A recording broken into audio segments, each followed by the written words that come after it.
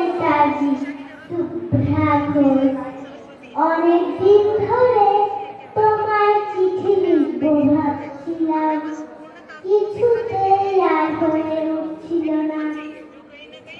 আজ একটা ঘটনার নিরিখে তোমায় চিঠি লিখতে বসলাম। ছেলেবেলায় আমাদের দোতলার ড্রয়িং রুমে তোমার ছবি, জন্মদিনে পেতাম বই, সেখানেও তুমি। বাবার গল্পে তোমারই বীরত্ব দেখতে দেখতে, শুনতে শুনতে ক্রমে আমিও তোমার ভক্ত। বাবা বলতেন ইন্ডিয়ার আর একজন নেতাজির দরকার ছিল। মা গাইতেন বীর সুভাষের মহান দেশ। দাদু বলতেন ছেলেটাকে ওরা শেষ করে দিল। ঠাম্মা চোখে তখন আঁচলের ঘুম। এসবের মধ্যে বড় হওয়া আমিও কেমন একটা ঘোরের মধ্যে থাকতাম।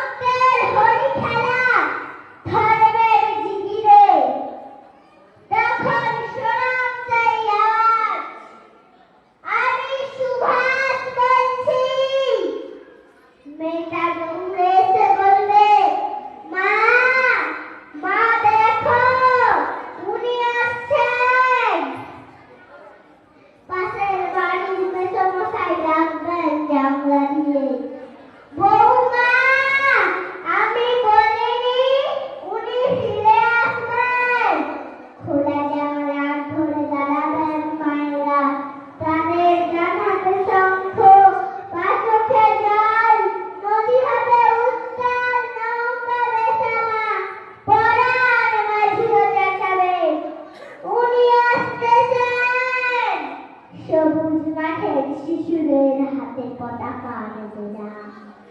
উনি আসছেন, উনি আসছেন, উনি ফিরে আসছেন। তোমার হারিয়ে যাওয়ার জন্মদিনের ভেতর থেকে উঠে জোগাড় একটা পেয়েছি। আজ স্বাধীনতার ঠিকাদার মুহূর্তেই তোমাকে আমার এই চিঠি। প্রণাম নিও, ভালো থেকো নেতাজি, নমস্কার। আজকে সবাই পিছন ফেরার, সামনে যাওয়ার নয়, পিছন ফিরে কাটিয়ে তুলি সামনে যাওয়ার নয়। আপনারা ভাবছেন এই কথা থেকে এসছে, তাই না? তাহলে ওর মাকে আমরা মঞ্চে ডাকছি এবং আজকের দিনে মাকে আমরা সমর্থন